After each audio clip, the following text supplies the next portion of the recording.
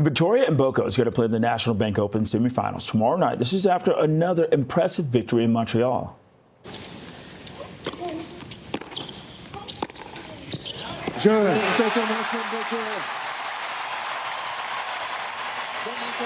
Well, the 18-year-old from Toronto needed only 77 minutes to defeat Jessica Bosses Monero of Spain 6-4, 6-2 in the quarterfinals last night.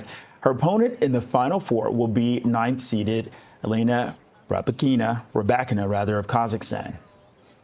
I play Rybakina in the next round, and of course, I played her in Washington as well. So I'm I'm not expecting an easy match whatsoever, and I played her, so I know what to expect. And no, I think I just need to maybe up my level a little bit and just to stay in there with her. You know, she has really great ground strokes, really great serve. So I guess on that day, I want to do my best to kind of stay in there with her.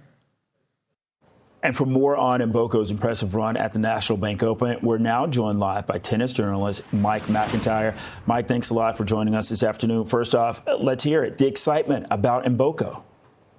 Well, it's just incredible to have another Canadian tennis player kind of come to prominence at her home tournament. It's very reminiscent of 2019 and what happened with Bianca Andreescu when she made it all the way to the finals here in Toronto. This is Mboko's first time even playing the tournament in Montreal. She was ranked outside the top 300 in the rankings at the beginning of the season, and this is now going to shoot her into the top 50.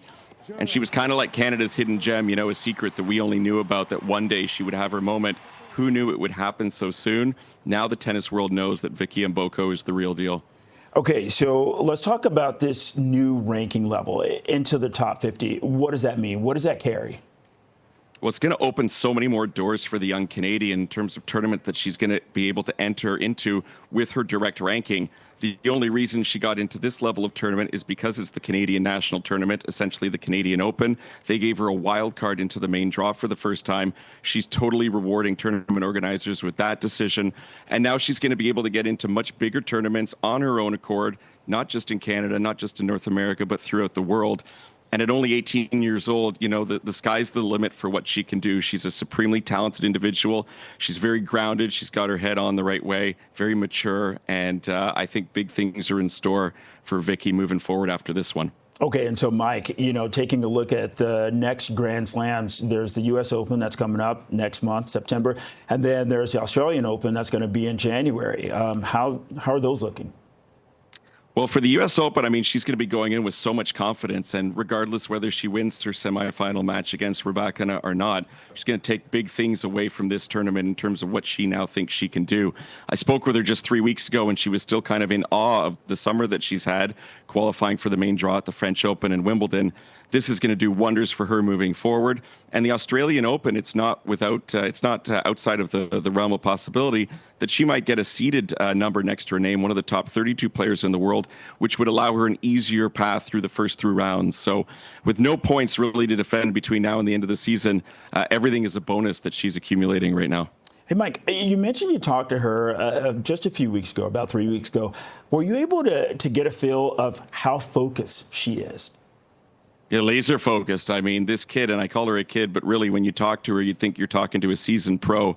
And she's just so well grounded because of her parents. She's got an older sister that played NCAA tennis as well. So the family is very protective of her and have done a great job of preparing her for this kind of moment, as has the Tennis Canada team that's surrounding her with coaches and physiotherapists and all of that. But, you know, when I talked to her 3 weeks ago, she said, hey, hardly anybody in Burlington recognizes me.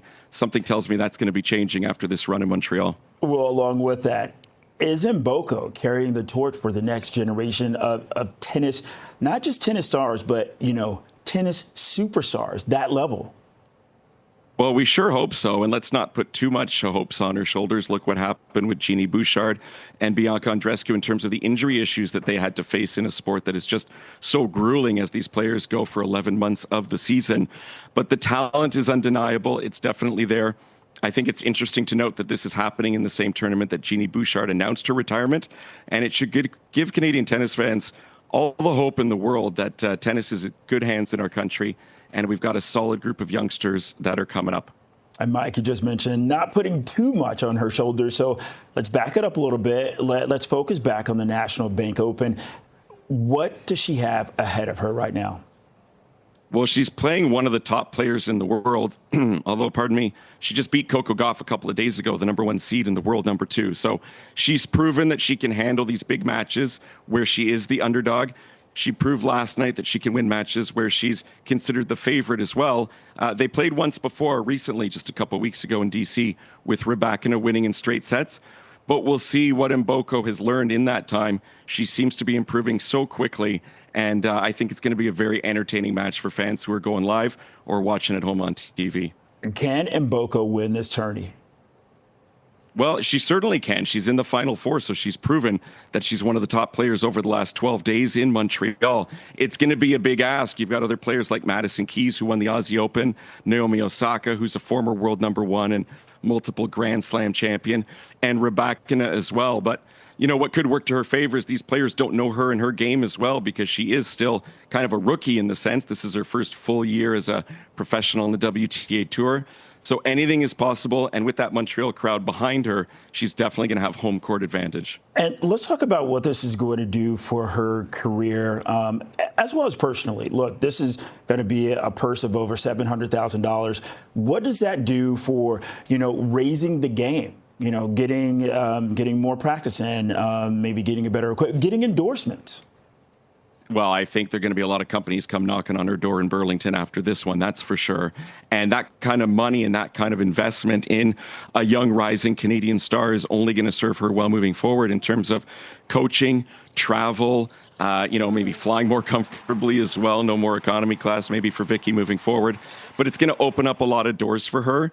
And again, she's just at the start of this career. Even though she's been on our radar for a number of years, this is really the moment where the whole tennis world, not just here in Canada, is realizing that we've got something special on our hands here.